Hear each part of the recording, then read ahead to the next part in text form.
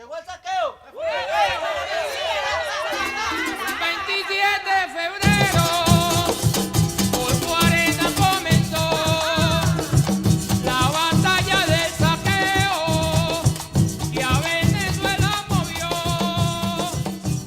27 de febrero. Saludos hombres y mujeres de nuestra América rebelde, bienvenidos al Ajicero. Estamos de nuevo agregando al debate. Les habla Carlos Alberto Novella en compañía de Miguel Denis y de Satia Rengifo, que se incorpora una vez más a la conducción y a la producción de este espacio. ¿Cómo estás, Miguel? ¿Y cómo estás, Satia? Saludos. Saludos, Carlos. Bueno, hoy vamos a tocar un tema bien coyuntural. Vamos a tratar lo que ha venido pasando con la situación de los estudiantes de oposición, también qué posición se asume del gobierno, qué posición empieza a haber de los movimientos populares y bueno, la coyuntura cambió rápidamente con estas nuevas acciones, pues. Saludos a todos los radioescuchas, les habla Satia Rengifo, muy contenta de estar participando nuevamente en el espacio del Ajicero, ya en la parte de la moderación.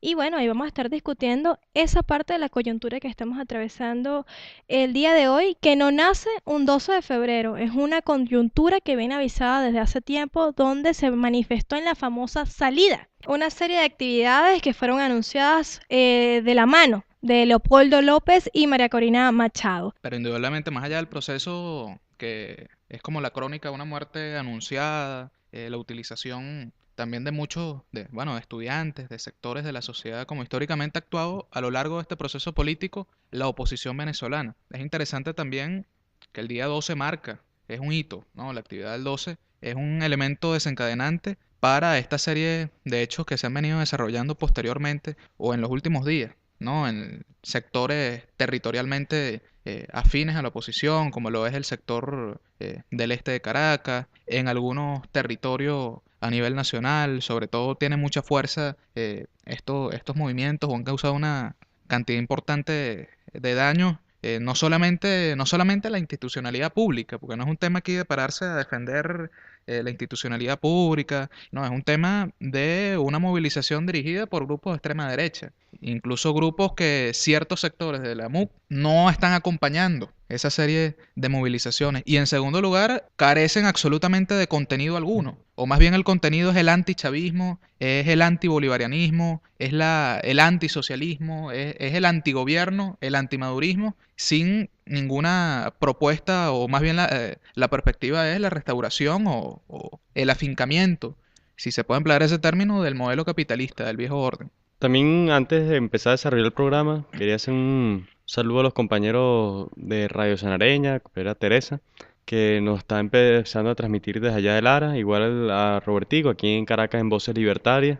Y bueno, ya que este año hemos empezado a salir a promocionar el programa de las Ajicero en las diferentes radios comunitarias, cercanas, aliadas, compañeras del sistema de la Guarura.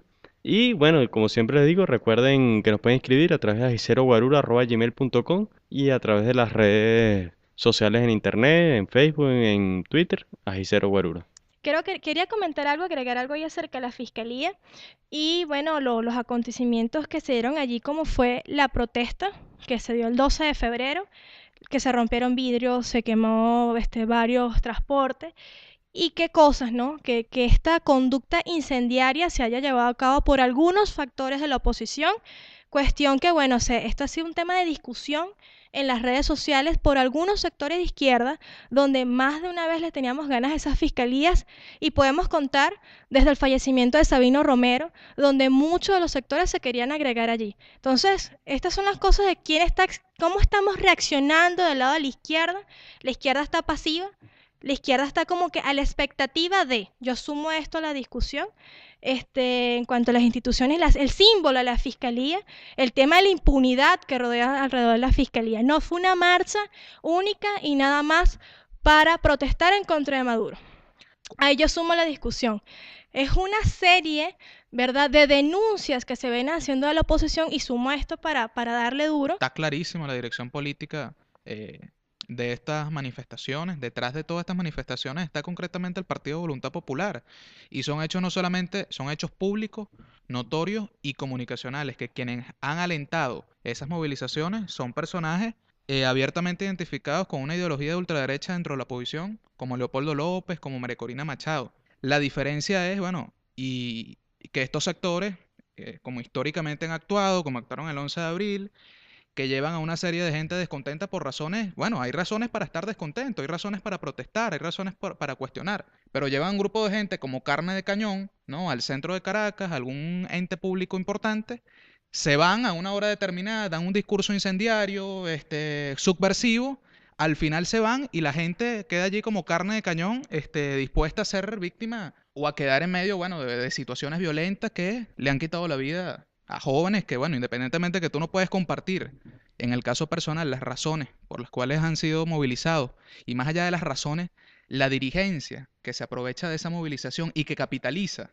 para sus propios intereses como élite política de derecha, indudablemente son, bueno, seres humanos, ¿no? Que en medio de este juego caen víctimas de esa situación. Otro caso, yo no creo, la mayoría de la composición social de esas protestas son fundamentalmente jóvenes de clase media, jóvenes de los sectores del este de Caracas.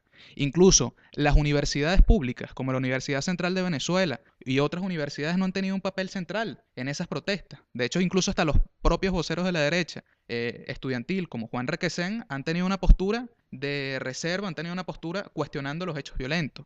Allí quienes están encabezando esa situación son sectores juveniles de las universidades privadas, de la Universidad Humboldt, de la Universidad Católica.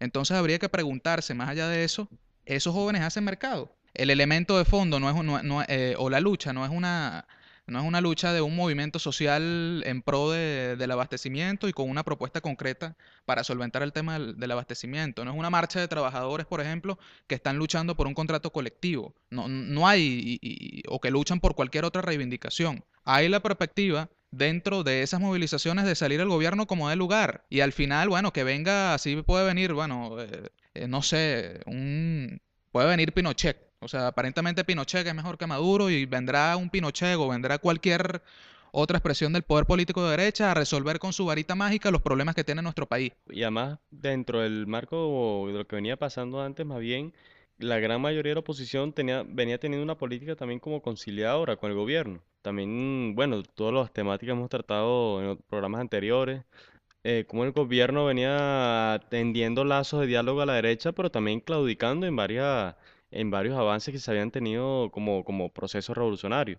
Entonces empieza a haber el gobierno empieza como a recogerse, a buscar diálogos con la derecha, a diálogos con los empresarios, a tener ciertos puntos de encuentro con factores de poder, digamos, de lo que implica el sistema capitalista, el sistema de la que la oposición es una expresión política.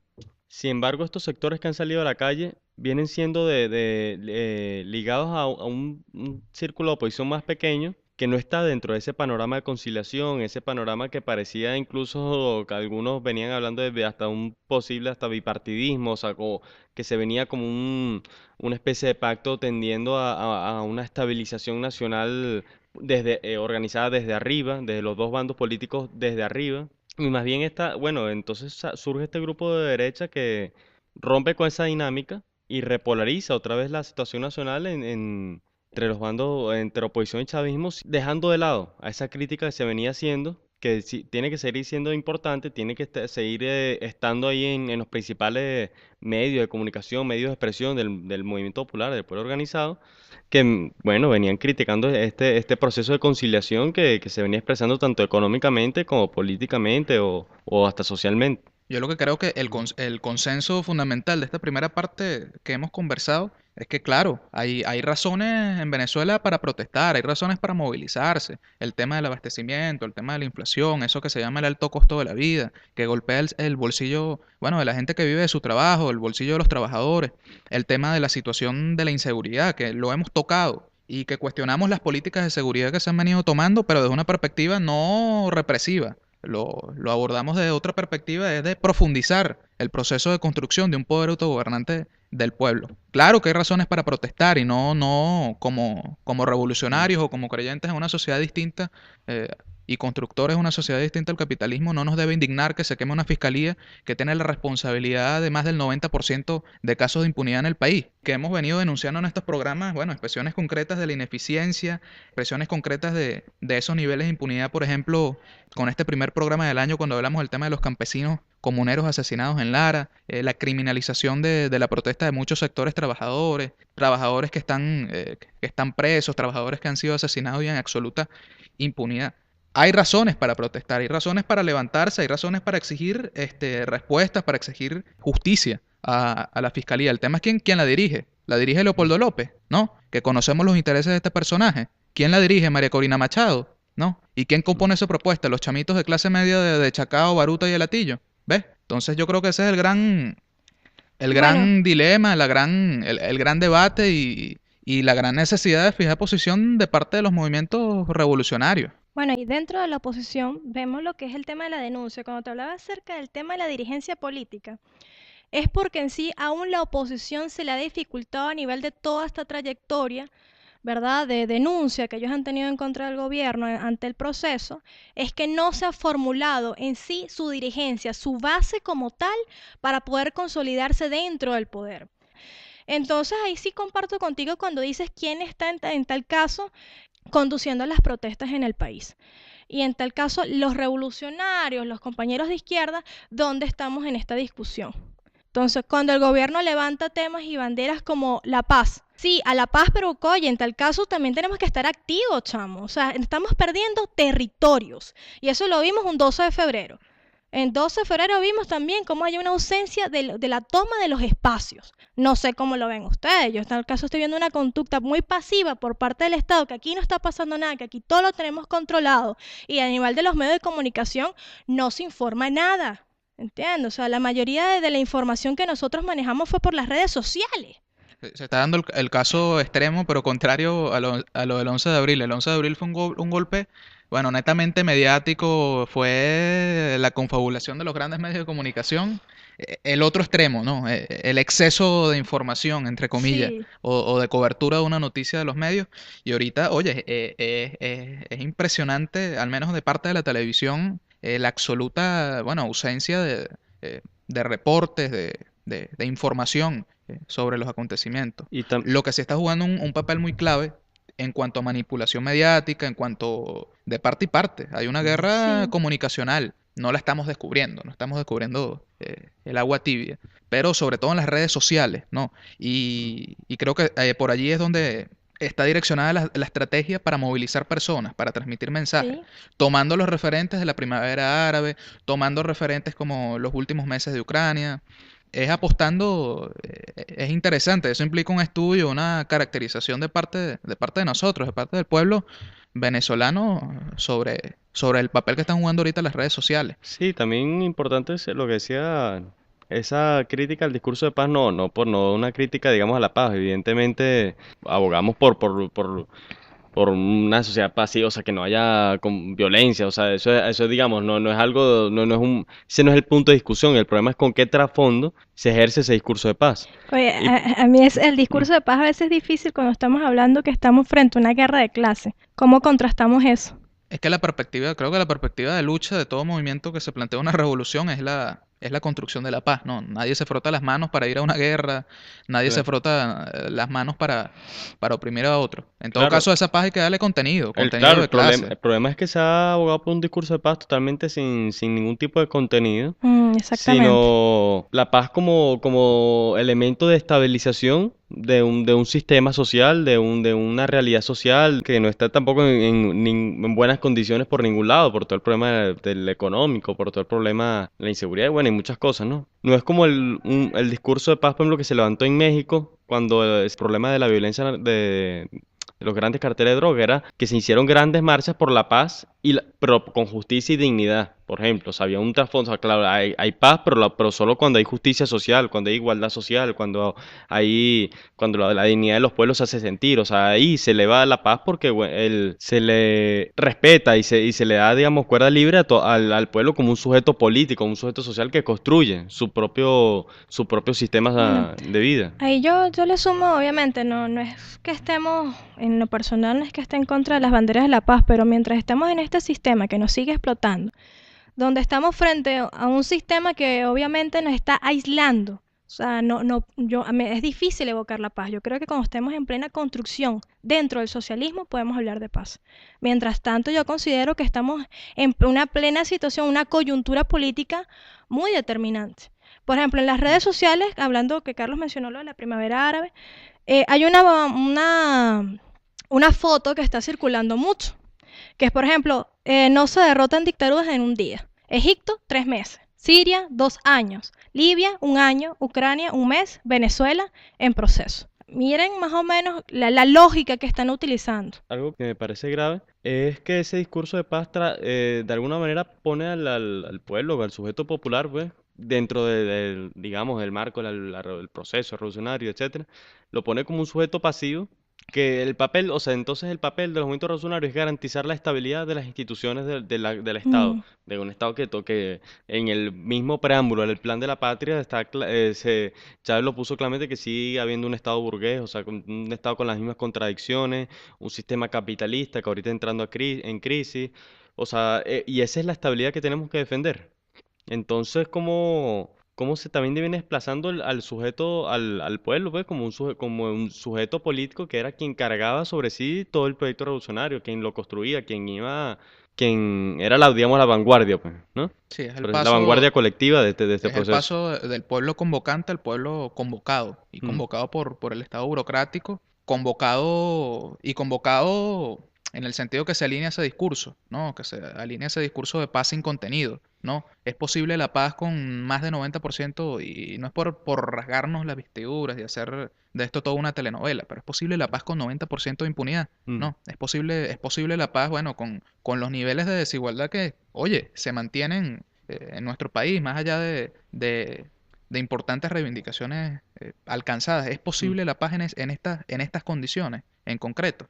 Y bueno, y yo también le sumo allí que ya basta también de la censura la autocensura que hemos tenido también los movimientos sociales, que tenemos que ya de una vez por todas exigir.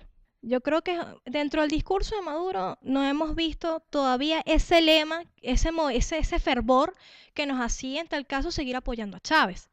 Chávez era un elemento amalgamador que nos veíamos reflejados en él, en su discurso y en su práctica. Entonces Maduro también ha tenido un nivel de discurso también muy negociador, muy complaciente, muy conciliador, ¿verdad? Porque creo que tampoco la batalla le tocó suave, ¿no? Pero a la vez se ha alejado del movimiento social. A la vez nos ha terminado no es que nos pone contra la pared, sino que nos pone condiciones para estar dentro de lo que es la lucha en el poder. Y es por ello que cuando hablamos de exigir, cuando hablamos de que nosotros también vamos a estar de frentes combativos, no es por el gobierno, es por el proyecto revolucionario que nos hizo soñar. ¿Entiendes? Es un momento que nos hemos sentido aislados dentro del discurso político que hemos tenido en un año, casi a un año de ausencia de Chávez. Entonces, por eso somos esta propuesta. Nosotros estamos en tal caso defendiendo este proyecto que es nuestro. ¿Entiendes? Yo creo que ese es el discurso que tenemos que rescatar y que muchas organizaciones también lo piensan. Esa es mi perspectiva. Nosotros estaremos en paz ya cuando consolidemos las primeras bases de nuestro asentamiento hacia el socialismo. Del resto yo creo que estamos en pleno sistema capitalista que a nivel de discurso se está repotenciando más. A nivel de discurso estamos viendo cómo estamos de la mano en tal caso con las empresas privadas. Entonces, ¿en qué estamos? O sea, ¿a qué estamos jugando, chamo? O sea, ¿cómo lo ven ustedes? O sea, ¿a qué estamos jugando en la actualidad en este proceso revolucionario? Las bases hacen la revolución y ¿qué está haciendo el gobierno ahorita? Claro, y yo creo que la idea central de todo lo que queremos decir es que, ok, ajá, hay una lucha contra el fascismo, pero esa lucha contra el fascismo pasa por radicalizar este proceso revolucionario, por exigirle un conjunto de cosas al gobierno que redirija el rumbo de un proceso revolucionario dirigido desde las bases como una vanguardia colectiva que va creando su propio sistema económico, su propio sistema social, su propio hasta sistema de seguridad, una nueva sociedad que viene surgiendo de las bases, que ha estado contenida, ha estado en proceso de enfriamiento, hasta de retroceso, y que bueno, sí, ok, por supuesto estamos en una lucha contra o sea, evidentemente sin, sin pestañear medio segundo, vamos a ponernos enfrente con toda esta ofensiva de la derecha que está en las calles. Sin embargo, o sea, esta ofensiva tiene que venir también con un proceso de radicalización de la revolución, de un proceso de repolitización y rediscusión de lo que es el poder en las comunidades, de lo que es la economía dirigida desde las comunidades, de los trabajadores. Y bueno, yo creo que también de un nuevo salto que tiene que venir desde el movimiento popular y que para poder lograr esto, para poder dar este reimpulso, tiene que haber una actuación autónoma de los movimientos populares, una actuación que pueda permitirle movilizaciones propias, que no seamos convocados, sino seamos volver a ser los convocantes, volver a ser quienes marquemos la dinámica política del país, quienes empecemos a retomar espacios, quienes empecemos a avanzar en la construcción del socialismo. Por ejemplo, si una fábrica cierra por problemas de supuesto desabastecimiento o acaparamiento, qué sé yo, ahí tienen que estar los trabajadores tomándola, las comunidades tomándola. Si hay un problema de inseguridad en los barrios populares, bueno, ahí tiene que haber organización comunitaria brincando para adelante. Y así, conjunto con la movilización ya Esa es la Ujú. perspectiva, ¿no? Pero también es necesario aterrizar alguna. No difiero en ese planteamiento, pero ahí, por ejemplo, cuando nos planteamos autoorganización de defensas populares en vez de policía, puede sonar inicialmente descabellado. Hay experiencias en otros países de América Latina, como México u otras experiencias que son positivas, pero también creo que un reto del movimiento popular, del movimiento revolucionario, es ese programa histórico, como en la situación concreta ahorita de Venezuela, ¿no? Con esta dicotomía y esta dicotomía MUC-PSUC y estas condiciones sociales concretas, tener un programa o una perspectiva para la transición, entendiendo que no en todas las localidades, en todas las territorialidades, hay suficientes niveles de organización y suficientes niveles de conciencia popular para avanzar de una vez hacia esos organismos de autogobierno, de poder. Entonces creo que también ese es otro gran reto de la izquierda y otro gran reto de la revolución, que dentro de nuestro programa tener elementos, tener planteamientos para medidas para mañana, para tomarlas mañana mismo, evaluando las condiciones de nuestro país. No, yo creo que la perspectiva es la toma de fábricas, yo creo que la perspectiva es la construcción y el avance del pueblo en la toma de medios de producción, pero también entender que hay territorialidades, que hay espacios donde las condiciones, y muy honestamente lo creo de verdad, al menos en lo inmediato, es difícil, es imposible lograr eso. Una cosa a mí que me parece bien interesante es la necesidad también de construir una alternativa frente a esto me gusta ese término, dicotomía MUC-PSUC, una alternativa desde la izquierda y desde el movimiento popular y desde los pobres y desde los trabajadores. Yo caracterizo que hay una importante composición social de los sectores que están en protesta de clase media, muy aspiracional, con importantes frustraciones, con elementos de disociación grave, con elementos fascistoides, ¿no? No completamente fascistas, pero sí hay acciones concretas de racismo social, de antichavismo por ser antichavista, etcétera, etcétera. Creo que hay elementos de independencia dentro de esos sectores juveniles de clase media, ¿no? Por ejemplo, estoy viendo, quizás sean individualidades, pero hay una queja de muchos de esos sectores juveniles hacia la MUC, por ejemplo, ¿no? Y muchos de esos sectores, hacia la actuación de la MUC, y muchos de esos sectores entender que en Venezuela no son los que están marchando en este momento. No todos son oligarcas, no todos son fascistas. Repetimos, hay razones para protestar en Venezuela. El tema es quién lo direcciona. El tema fundamental, como yo lo veo, es una ausencia de parte del movimiento popular, de parte de la izquierda, alternativa para capitalizar ese descontento. ¿Ves? Ujú. Y visiblemente, la única alternativa que han tenido, que se ha puesto al gobierno, al Estado burocrático, que han visto muchos de esos chamos, es la alternativa que representa Leopoldo López. Una trágica alternativa. Es lamentable que ese descontento social termine siendo capitalizado habría que ver en qué medida, ¿no? En términos, ya viendo la globalidad de nuestra población, porque a lo mejor porque hasta ahora lo que vemos son focos no muy grandes y en territorios que históricamente han sido de clase media y han sido opositores.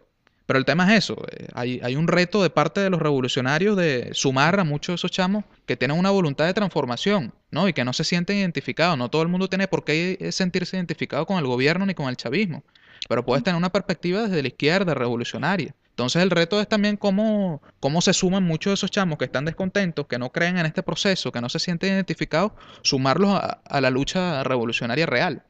Yo creo que también que tenemos que evocar también la crítica. Es un poco también absurdo lo que se está jugando ahorita de que prácticamente es silenciar lo evidente, silenciar lo que está sucediendo. No digo la realidad porque caigo en una discusión filosófica, pero sí es necesario ir movilizando, ir quitándonos esos parches de la boca y yo creo que ir gestionando todo ese tema de la discusión y reavivar lo que es la revolución y hacia dónde queremos que vaya esta revolución sin ningún tipo de direccionabilidad por parte del gobierno, sino que esto sea una discusión dentro de las bases.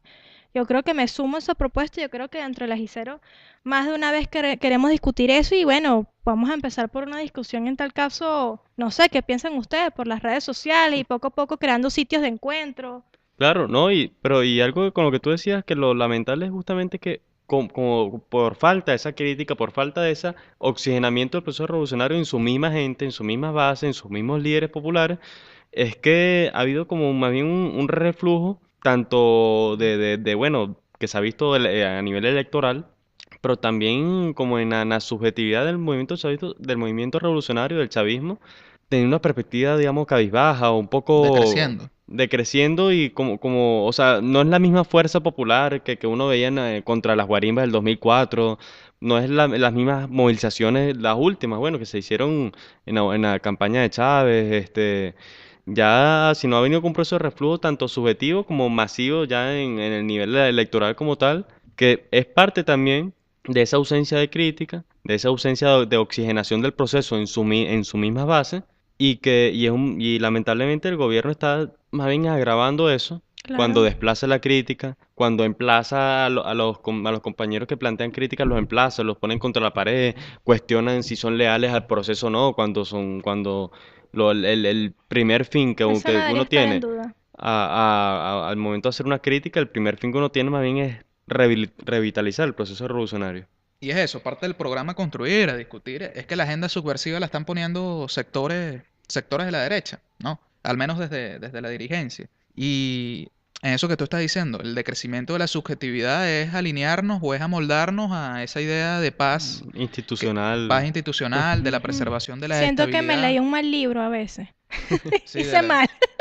y el concepto de subversión, Eh, se le ha dado una sección negativa, ese concepto que se ha empleado de ultraizquierdismo, que toda crítica es de sí. ultraizquierdista, Sí. Y además ¿no? el mismo Chávez era el que decía que no nos dé miedo que seamos nosotros los tirapiedras. Algo así, Chávez tiene una frase muy parecida, que no nos dé miedo que nos llamen tirapiedras, porque eso es lo que somos, algo así, o sea, o sea, dándole ese oxígeno rebelde, irreverente del movimiento popular, del chavismo y de lo que ha sido, bueno, toda la historia del pueblo organizándose desde el 27 de febrero.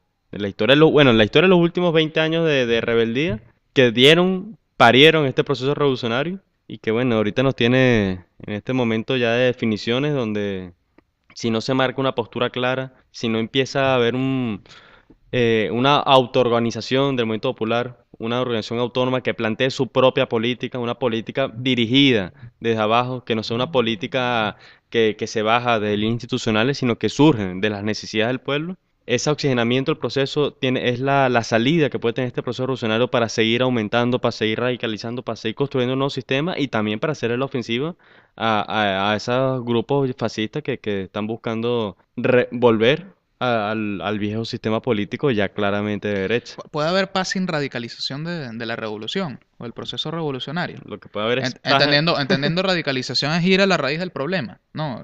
Ujú. Quitándole esa categoría, porque esos conceptos también, lo que veníamos hablando de la subversión, ¿no? Que es una bandera y que es un concepto revolucionario, se le han dado a secciones negativas, Mm.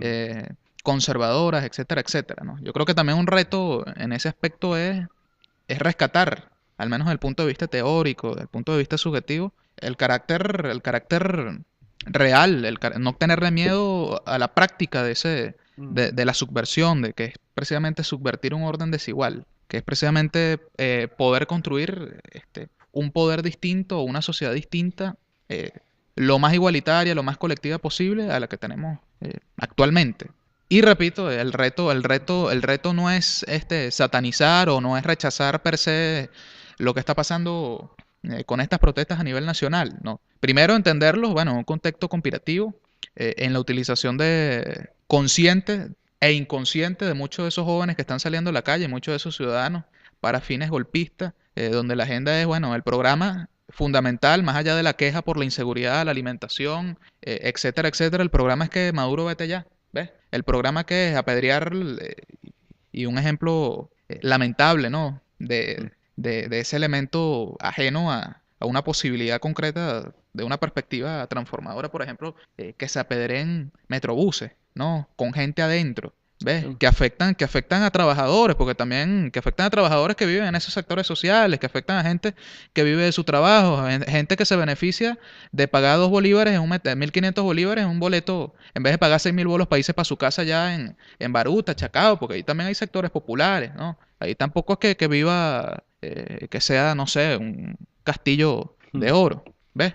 Sí, bueno, y para ir cerrando el programa, me gustaría hacer también referencia a los que fueron asesinados por grupos, bueno, que estaban armados entre las manifestaciones, que cayeron, bueno, tanto, digamos, del lado revolucionario, compañeros del 23 de enero, Juancho, y también estudiantes que cayeron en el mismo juego de la oposición, del mismo juego de la violencia como la del 11 de abril. Por Y, cierto, muy ujú, grave ese audio revelado la noche anterior, ¿no? mm, De Carratumolina y... sí, Oye, muy, Y muy, muy Gervasio. grave. Esa Bueno, es como la fuente mm, que sustenta también el carácter conspirativo de fondo. Y la agenda quizás no idénticamente igual, las condiciones de la sociedad han cambiado, hay otras herramientas, creo, pero el guión es muy similar a ese año 2002. Hay como ausencia también de creatividad. bueno, considero que también, pues de conclusión, no es mentira el tema de la escasez, no es mentira el tema de la inseguridad. Ahora nosotros, como parte de todo lo que significa el movimiento emanado en revolución, tenemos que discutir esos temas y cómo nos organizamos, ¿no? Yo lo Eso que lo digo, sumo. ¿dónde está la crítica? Y creo que es el cuestionamiento fundamental a estas movilizaciones. ¿Dónde está el cuestionamiento o dónde está la crítica a los sectores del poder económico, a los sectores del poder empresarial? Que de hecho, un agente de esos poderes económicos, y eso es lo que cuestiona, eso es otro elemento que nos hace dudar, que hace que huela mal esto, ¿no? Es que precisamente un agente de esos sectores económicos, de unos, esos sectores empresariales, sea el referente de liderazgo de esas movilizaciones. bueno, esto fue el Ajicero, Agregando al debate. organizando el entusiasmo y la rebeldía. Yo te veo muy entusiasmado hoy, Satia. Claro, que tengo tiempo que ya no participaba dentro de la palestra comunicacional de la GICER y bueno, hoy discutimos bastante. Yo creo que va a servir para la reflexión de todos nuestros escuchas y a lo interno, el aprendizaje. Y bueno, esperando que comenten este programa dentro de lo que significan nuestras redes de comunicación, como es el Facebook, el Twitter. Miguel los va a comentar a continuación. Y bueno, debatir y a propagar esta discusión por mucho. Tenemos discusión para rato. A discutir y organizarse. Bueno, el mensaje de este programa, la reflexión, las conclusiones abiertas que sacamos en este programa, bueno, a organizar la política autónoma, a debatir cuál es la política autónoma, la política del pueblo y cómo se redefine el proceso revolucionario en este contexto con ese perfil que viene formando el gobierno, el perfil que va saliendo de la oposición, una oposición conciliadora y otra oposición violenta en las calles. Y bueno, cómo se introduce el movimiento popular en esta coyuntura, cómo el pueblo se vuelve un sujeto político por en sí mismo, enmarcado en sus propias bases, enmarcado en su propio poder de multitudes, cómo dirige y organiza una política para seguir fortaleciendo el proceso revolucionario, para seguir construyendo un nuevo modelo de vida, nuevo modelo de sociedad. Recuerden que nos pueden ver a través de la página de Facebook, Ajicero Guarura. Nos pueden escribir a lajiceroguarura@gmail.com. Nos pueden oír en las radios comunitarias ahorita, por ahora confirmadas Sanareña, Voces Libertarias, algunos compañeros de Mérida y otros de Lara. Y bueno, seguimos organizando el entusiasmo, organizando la rebeldía y no la sumisión. Saludos. Hasta el próximo programa. Si no creyera en la locura de la garganta del sinsonte, si no creyera que en el monte se esconde el trino y la pavura, si no creyera en la balanza, en la razón del equilibrio, si no creyera en el delirio, si no creyera en la esperanza, si no creyera en lo que agencio, si no creyera en mi camino, si no creyera en mi sonido, si no creyera en mi silencio, qué cosa fuera la masa sin cantera, un amasijo hecho de cuerdas y tendones, un revoltijo de carne con madera, un instrumento sin mejores resplandores, que lucecita montada para escena, qué cosa fuera corazón, qué cosa fuera la masa sin cantera, qué cosa fuera corazón, qué cosa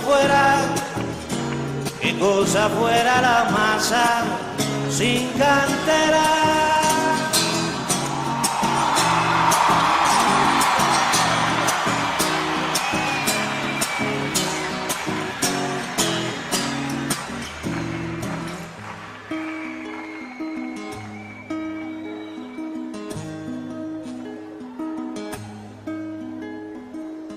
Si no creyera en lo más duro, si no creyera en el deseo, si no creyera en lo que creo, si no creyera en algo puro, si no creyera en cada herida, si no creyera en la que ronde, si no creyera en lo que esconde, hacerse hermano de la vida, si no creyera en quien me escucha, si no creyera en lo que duele, si no creyera en lo que quede, si no creyera en lo que lucha, y qué cosa fuera la masa sin cantera, un testaferro del traidor de los aplausos,